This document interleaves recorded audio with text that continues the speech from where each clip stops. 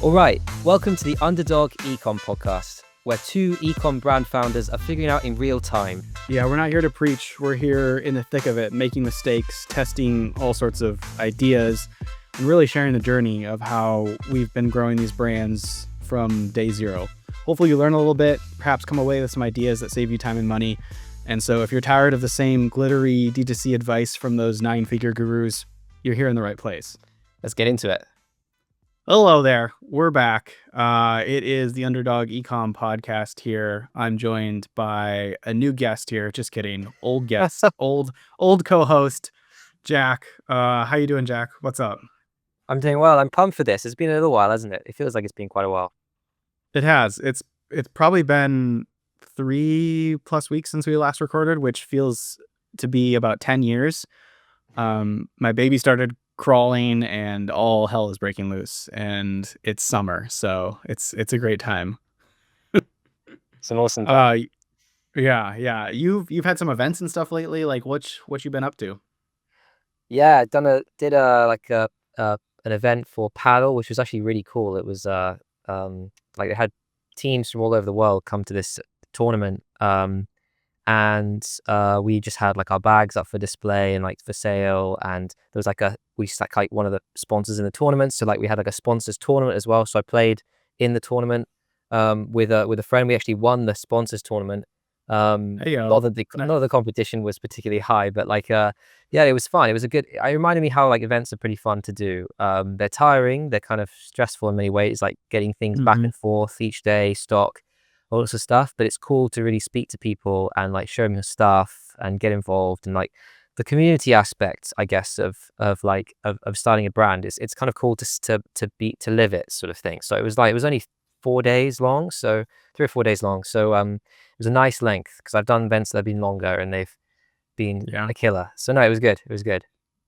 Nice. That's awesome. Yeah, it's definitely fun to be able to talk to people, and just I think we, as keyboard warriors, we sit behind the screen too often, and I've done various events over the years, and I feel like I've taken the last year or two off from doing in-person pop-ups and stuff, and I want to do more of that. Holy cow, I'm noticing the date. I think I have an event in a week or so. Oh, really? I need to prepare for that. Yeah. There's basically there's a local skate park that's doing they're painting a mountain, the Mount Rainier, which is what my brand started as sort of a fan club for. So they're painting it onto a skate park, and they invited my brand to be part of the sort of unveiling, which is pretty cool. And I think like just a really fun way to involve the community and kind of be in that world where the brand should be. And so, yeah, I got some preparation. I think that's in a week from today. Oh, wow, that's so cool though. I mean, I think the way you kind of put it, keyboard warrior, like that's so true, because I sometimes just like forget how much time we're spending like on just in front of screens, like doing this stuff. And yeah, I'd love to get to a point where I'm doing a bit less of that and more like just hands-on stuff, like with product and things like that. And so yeah, but the events are pretty cool, even though they're tiring. But yeah. So anyway, you've been doing, speaking of like keyboard warrior, you've been doing some sales and stuff, haven't you? Oh man, classic me. I'm trying to get better at this, but it definitely, when I think about running a sale, a discount sort of strategy, it's usually like the night before.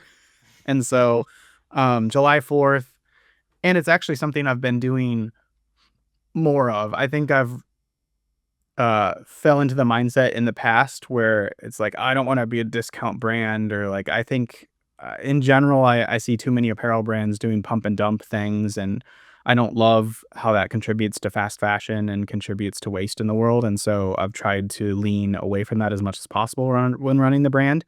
But I think I've gone too far over the last couple of years, where it's like I run 2 sales or something like that. And I had that as an idea of where I wanted the brand to be aspirationally, like, oh yeah, no sales, great, blah, blah, blah. But it's really difficult to do that in actuality. And unless the brand is really, really strong, and my brand is still recovering from cash flow gate from last year or from a couple months ago. And sales are a really important part of the puzzle, I think, moving forward. People love them. They work really well. And it's also helpful with stock management, because I think inventory, is one of the hardest parts, especially with apparel, because there's so many different SKUs and so many different things that don't sell year round. You kind of have to rely on mechanics like a sale unless you have a better way to do it, which is sometimes is possible, but is really hard to do unless you're like a genius at marketing.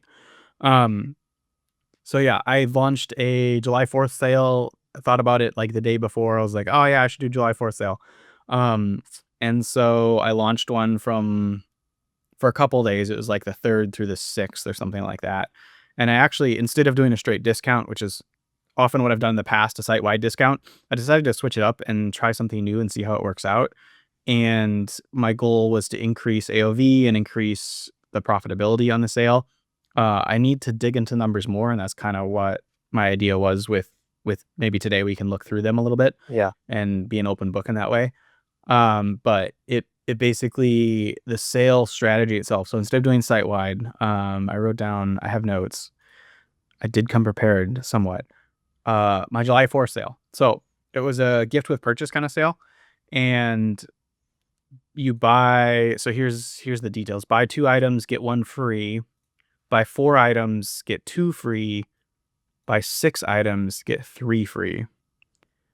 And I struggled. I think one of my struggles was like, it's hard to word this in the most clear way so that 100% of people understand. Yeah. I went through like 4 different iterations of like, well, technically you're buying 3 items and one of them is free. Or is it buy 2 items and get 1 more free? And there's different ways of saying it. I think buy 2 and get 1 free which is 3 total items, is the most clear way of conventionally how people convey a sale like this. But it definitely, I think that's the advantage of a site-wide discount, is it's super easy. Hey, 15% off of everything. No confusion, no customer service tickets. I don't think I got any customer service tickets this time, maybe a few, but in the past I've definitely had people question it, and there's been bugs with like how the actual sale is implemented, because that's a whole nother thing, is site-wide discounts and discount codes, super easy to activate and that sort of thing. With this sale, I ran it through Abra Promotions, I'm pretty sure, which is an awesome app that does promotions really well and sales really well. And a lot of the functionality that Shopify has released for advanced discounting and promotions and gift with purchase has recently helped them provide even more functionality through their app. And so, but there's like, there's all the little things where it's like, oh yeah, you need to update like the home hero. You should probably build a little landing page for it, which I do the MVP version of a landing page and just basically change a collection page, Right. and change the text on the top of a collection page to list out the sale. And then run it through Abra, and Abra is activated for everyone. So it's really easy. No one has to forget, the discount code or not know how to enter it and that sort of thing.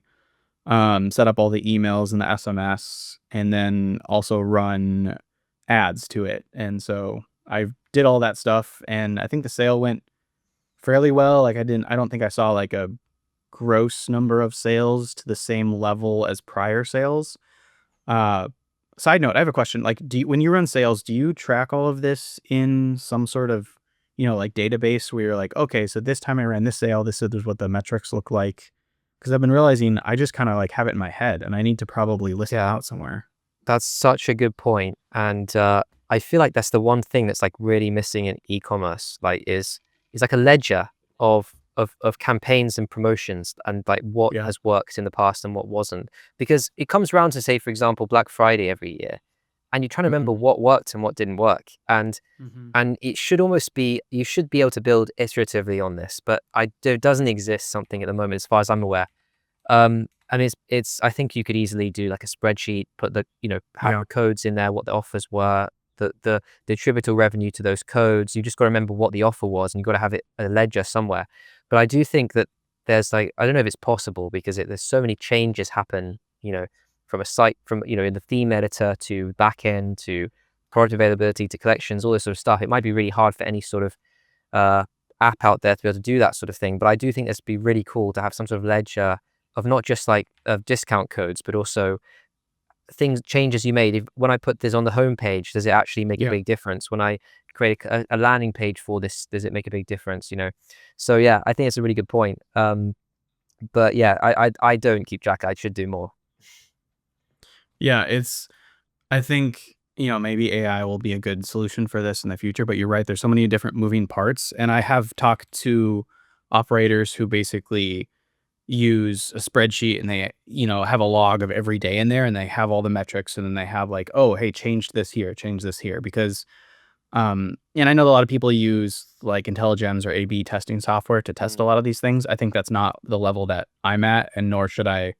I feel like that's a too much of a draw on focus and not enough ROI for the web traffic that I'm seeing and the size of business that I'm at. Like, eventually I'd like to be testing things a lot more, but I think at this point it's like there's not enough there to really, the test to reach stat sig would take forever to run, and so it's more about these small changes and just kind of like iterating and improving and going.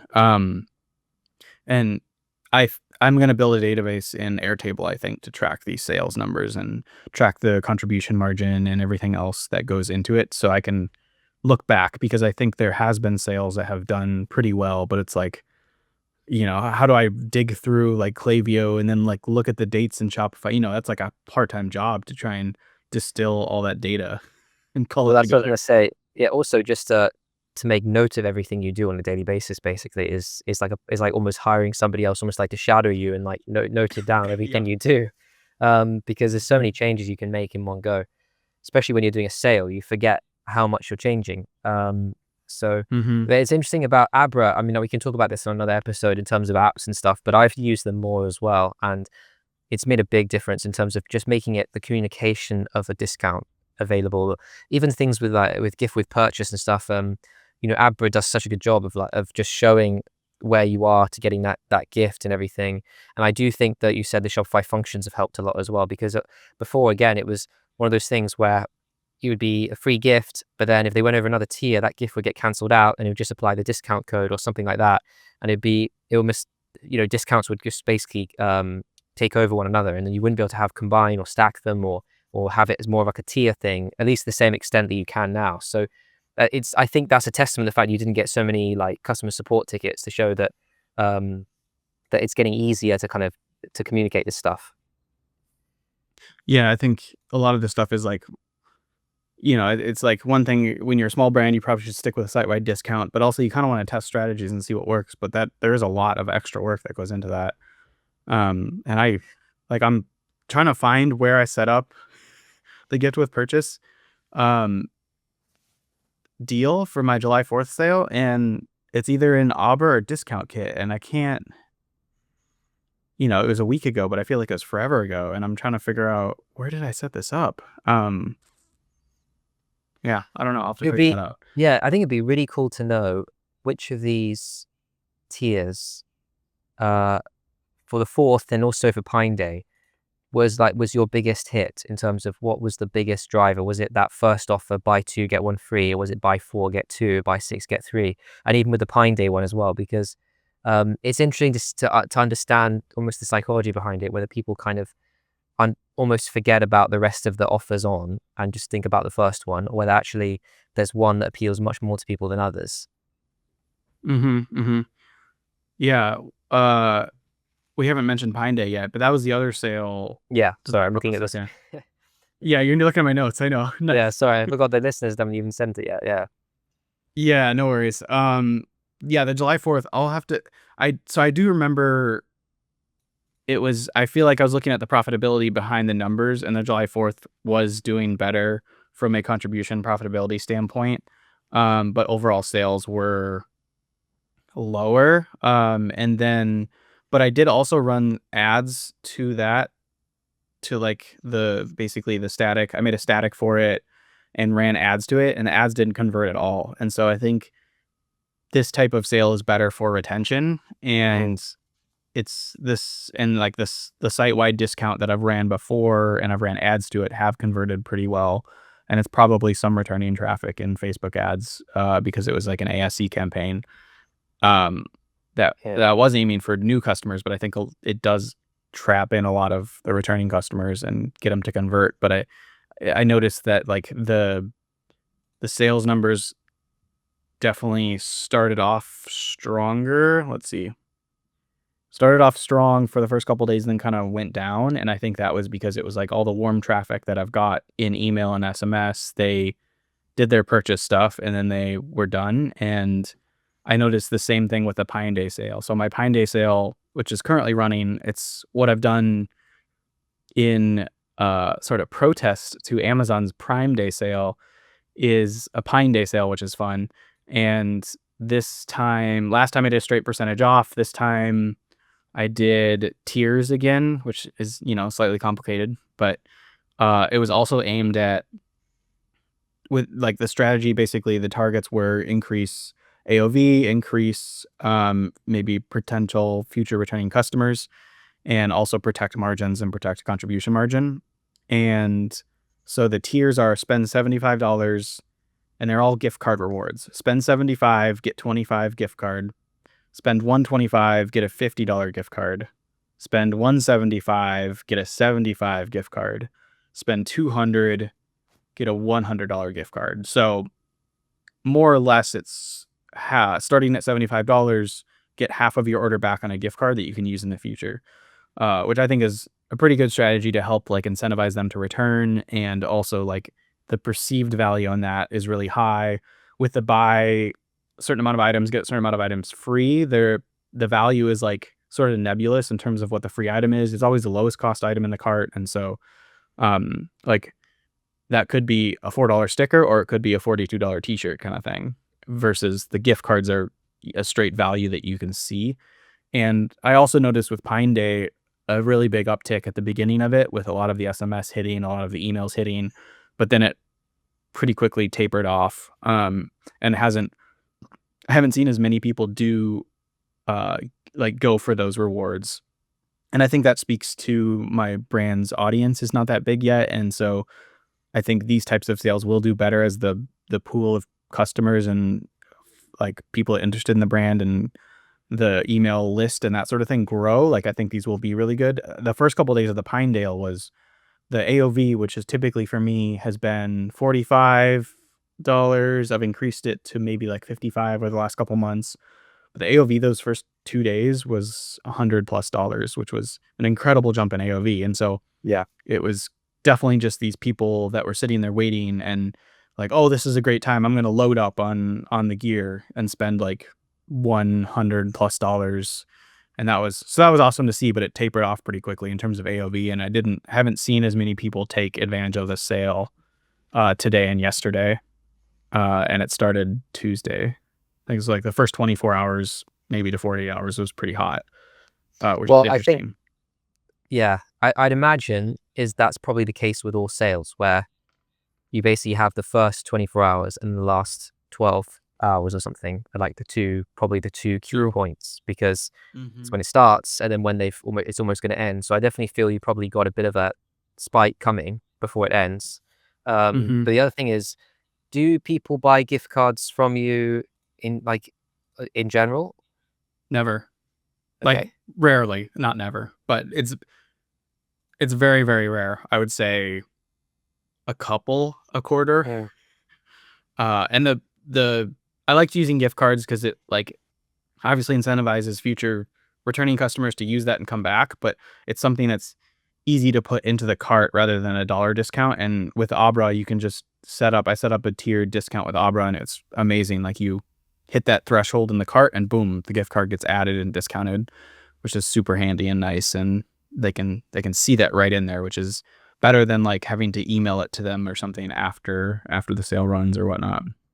Yeah, I mean, it definitely protects your margins, I think, more as well. Because isn't it one of those studies where they show that most people spend the same amount, like this, like taking away the gift card amount they got, they actually end up spending the same amount whether they got the gift card or not, because they just add that on to the gift card sort of thing. So it's like it's one of those things where gift cards can work really well in your favor. I've not seen gift cards. I've not been able to sell gift cards. I mean, I occasionally one or two here and there, but I've not Mm-hmm. been able to. I stopped promoting them, to be honest. I've just kind of realized we've got such a limited catalog that it must be that if anyone's going to gift anyone anything, they're probably just going to gift them the product. And so I think Makes sense. and I think but it's a really cool way to use it, because you're kind of making people aware that there's gift cards as well. Mm-hmm. So yeah, Mm-hmm. I like that a lot. Yeah, I think it definitely makes a lot more sense with a large catalog where people, it's like, I don't know what to get them. He's got 200 SKUs, so I'll get him this gift card as a gift. And my products are very giftable. Like I see a large amount of gifts that happen for other people, and with the various price points, it makes sense that there's just so many different things that people can choose for other people, and it kind of is this like geo-specific thing, and so there's that tie where it makes sense to gift for people that have that common bond shared between them. Um, yeah, let's see. I was going to say one other thing is that it's interesting how I think summer sales have become more of a thing as well than they were previously because I've met so many people recently that have been running summer sales. Not like, and a lot of people just call them summer sale, and or even some brands will call them their own Prime Day sale. And I think it's amazing how much of an impact Amazon has on consumer psychology because it's getting is Mhm. their Prime Day is longer this year, isn't it, as well? And I think they're almost trying to create like a mini Black Friday event in the middle of the year to kind of peak things up again before it then goes down. Yep, And yep. you almost can't fight that. You know, you've got to use it to your advantage in the sense that if people are if culture's moving that way, you almost have to kind of use it to your advantage. Yeah, that's why I got 20 text messages yesterday from all the brands that are doing their own sales or 2 days Yeah. ago or whatever.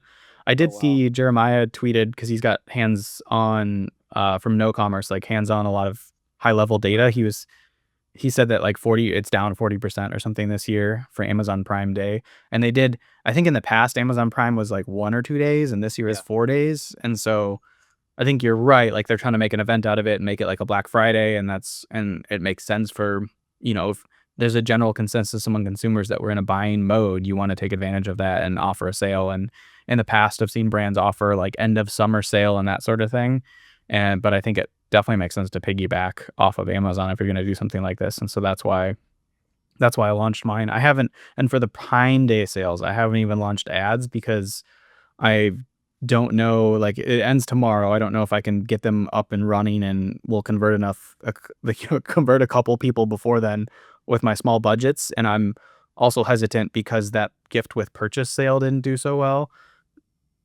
Converted zero according to Facebook, really. Uh, so I don't know if this sort of more convoluted sale will convert. And also, I ran out of time to launch them before it started. So had I had more time, I would have done it, but it's been a crazy few weeks to say the least. Yeah. Yeah. Famous last words. So if I had enough time, but Yeah. But actually, it's interesting because I've never run ads for apart from Black Friday. So Black Friday, obviously, running ads throughout that time, but I've never really, and also pre-orders and like and discount on pre-order or something like that. I've run ads because it's a new product and I have to try and reach new people. But I've actually never really run ads for sale. I've kind of just relied on the list and then and then having it on site and then people coming through ads and then seeing the sale anyway. Um, but it was interesting because it reminded me of something I think you shared in Underdog Ecom Slack about looking at actually going back and looking at your sales data and seeing like when you have a sale, how many new customers are actually buying something and how many existing customers. I think you shared it. And then actually if it's not that I don't maybe it know was if I somebody did. else. Maybe it was somebody else. Am I getting confused? Anyway, the post is about if you actually look at how you like returning customers versus new customers are buying your like product on sale um when you do a sale and things like that. And actually, if it's a very low number of new customers, you might as well make it like only available to returning customers because you're actually losing out on that margin. So it was an Mhm. interesting take on it because you kind of think about increasing conversion rates through sales, but sometimes they can work equally as well from an actual total margin perspective, really pushing it to like to your say your email list and stuff, and actually only making it available to them, which is kind of counterintuitive to what you kind of tend to think, right? And I don't know. Mm. I think also it's really tough to kind of. That's why I've never done it in terms of ads because I've always thought, well, if I'm giving this much away, like my margins on Facebook ads are razor thin anyway. Am I going to be able to cover it? But then of course you're thinking that you got to hope the conversion rate evens it out. But yeah, it's an interesting way to look at it. Yeah, for the longest time, I didn't run ads at all on sales, and I feel like one of my biggest unlock has been running ads for sales because of the customers that I'm acquiring, and it's like usually it still makes sense from an acquisition standpoint. Like maybe it's break even, but they're more than likely they're going to return. I have a okay I have like an average return rate for my industry. It's like 25, maybe 30%. I'm working on improving that.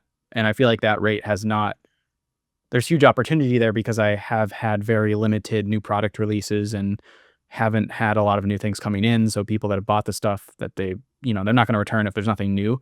And so I think there's a huge opportunity there for me to improve that. And I think acquiring the customers via sales works. It's not my favorite thing at the end of the day because who knows, maybe they're more price elastic where they're going to only buy when stuff is on sale, which is not the best. But I think I've seen some of the ROAS and the numbers and the cost per purchase and that sort of thing on the sale ads that I've ran. And I'm definitely plan on doing it as much as possible in the future because it seems to really work. And I think there's people that are caught in your funnel that aren't on the email or SMS list Sure. that are warm audience that are in Facebook. And so like I've ran huge sales and this, depends brand to brand. So your brand, I think is definitely different in this regard, but I've ran big sales in the past, like a year.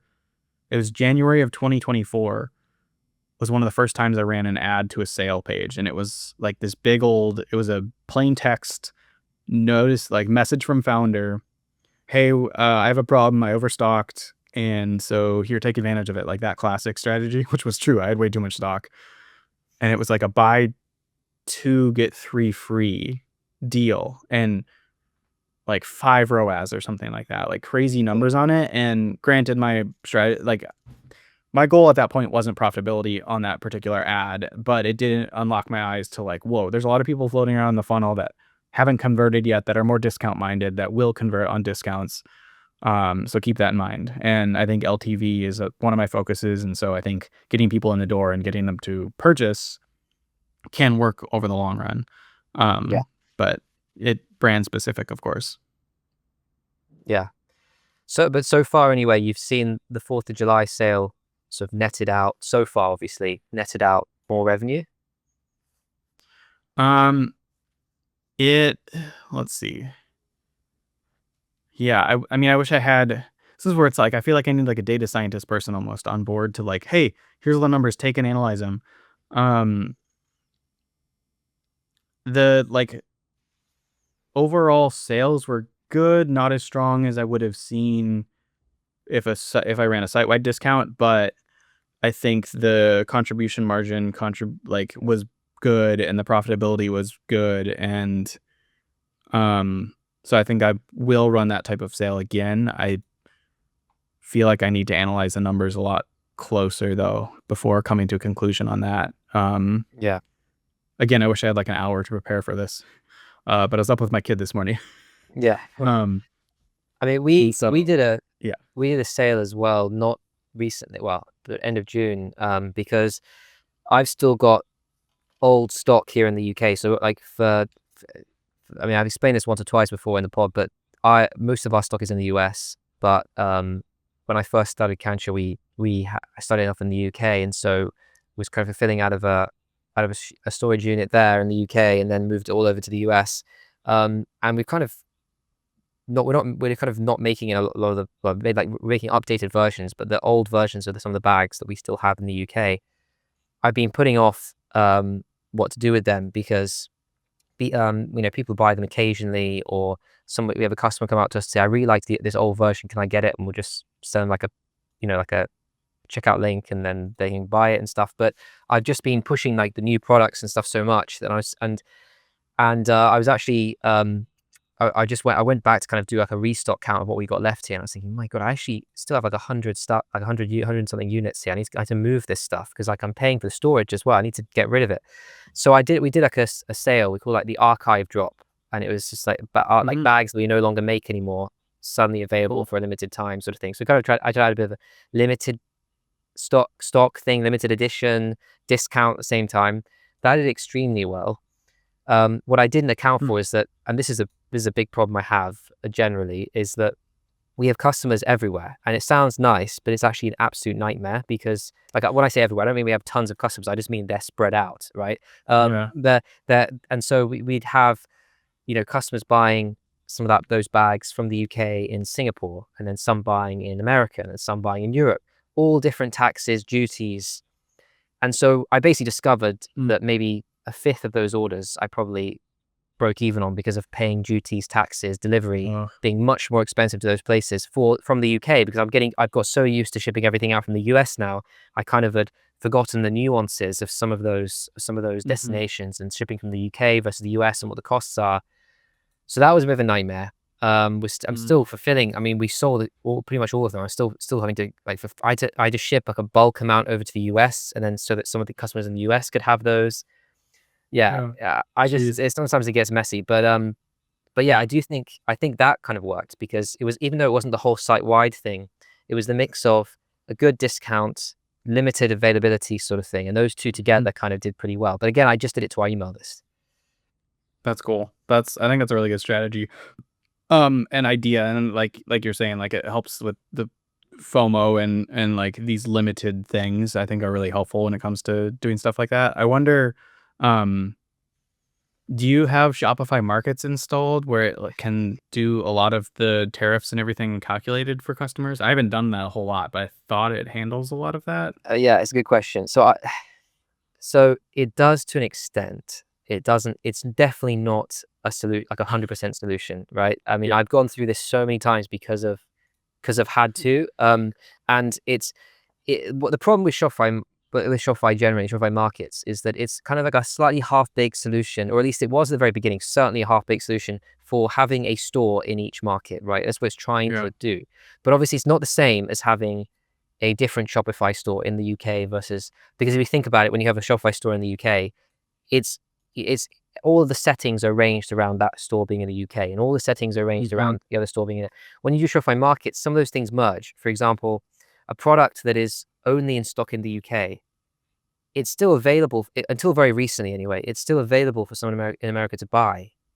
The Shopify Markets doesn't necessarily stop them from buying it. It'll change the price. It might, and then also things like duties and taxes calculations only work when fulfilling from the US. So if your location in the US, it will Mhm. calculate the duties. You fulfill from anywhere else, then it won't.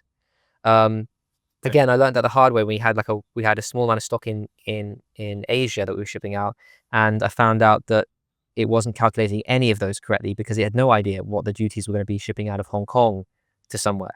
So it's definitely not like a perfect solution. They've just released a thing called fulfillable inventory. So basically, you can now do it a little bit more granular in the sense that if it's not available, like it's only, you can make it only available in certain areas, and that helps. But it's still, again, split shipping. So if you do want to make it available to other people, what happens if they've got free shipping for one item that's in stock in the US and then one of the other items in the UK? Oh, And man. that's got shipping attached. And then of course you get tons of customer service tickets. People saying, "Why am I paying for shipping? It says free shipping on your site." Yes, but Yeah.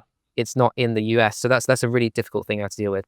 And the other thing is like Shopify Markets Pro or whatever it is, or which is basically Global E, which is a cool solution, except for it's got a lot of caveats as well. So that will cover all the duties. They're charging 8% on every international order, which is quite a lot on top Mm. of, I think, the Shopify transaction fee. So it's quite a lot Mm. you're paying to them. And of course, you Mm. can increase your international prices a little bit to cover it. But then the other problem is that they've got lots of different rules, like digital products. They don't allow certain types of all sorts of weird things about it. And there's other things like oh, what was the other one? Oh yeah, if you take a pre-order, like they don't pay you until it's shipped. So Mhm. unlike like a Mhm. pre-order on Shopify, if you sell it, you get the money, and then you ship it when you ship it.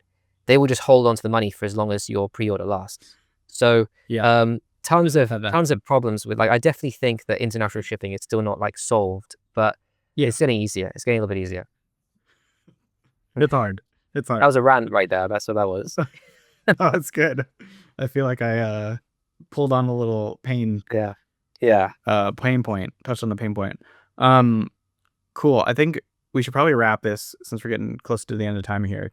Were there any things that you think that we didn't cover should real fast? Um, no, I guess no. I think we talked a lot about sales in terms of like the offer and stuff, and I think that's really important. Um, yeah, and I think the takeaway from me is like to start actually kind of keeping a track of this stuff, and actually Yeah. understanding what's working, because I think some of the biggest wins can be looking at what you did last year and actually having a organized track of it and being able to say, right, you know, even if it's just like quarter to quarter, saying like, what did we do that quarter to and how can we improve on that quarter in terms of promotions, sales, new product launches, everything, not just discounts, but like everything that you did, because then you can figure it out that actually there's certain things, seasonality, things like that, that you can use to your advantage, I guess. Yeah, that makes a lot of sense. I like that idea. Good question for the listeners. What are you using out there to track all your stuff? Do you have a Okay. ecom ledger of sorts? Let us know. We're here to learn from you, and so leave a comment on the YouTubes or wherever. Shoot us an email, which is Underdog Ecom podcast at gmail.com. We'll add it in the show notes. That's fine. But we'll add it in the description. Yeah. Perfect. We're legit. We've got a Gmail, no big deal. But yeah, thanks for listening. Catch y'all later. Good luck out there. Peace out.